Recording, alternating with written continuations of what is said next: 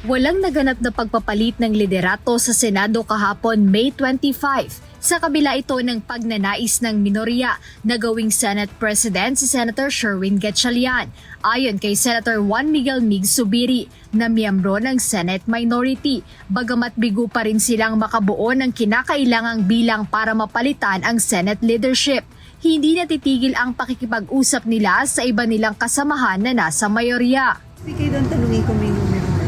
Wala pa. Of course, alam mo, medyo mainit pang ulo ng mga senador sa pangyayaring last week. Medyo kailangan po natin kalmahan ng mga emotions nila.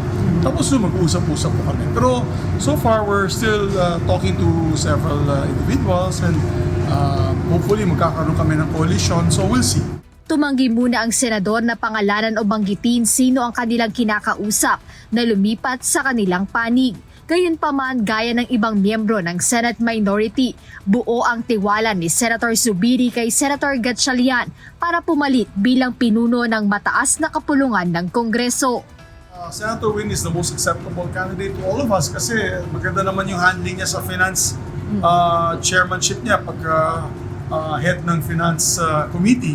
Nakita very fair, very transparent, and that's what we want. And of course, he's also a consultative leader. So hopefully we get one or two more from the majority bloc. Kaugnay nito, kahit pa ilang araw na lang ang natitira bago ang Senate adjournment, hindi aniya sila nawawalan ng pag-asa na makabuo ng sapat na bilang na kinakailangan para magkaroon ng pagbabago sa liderato ng Senado. Jed Neresina, UNTV News and Rescue. Diyos ang aming sandigan, serbisyo publiko ang aming pinahahalagahan.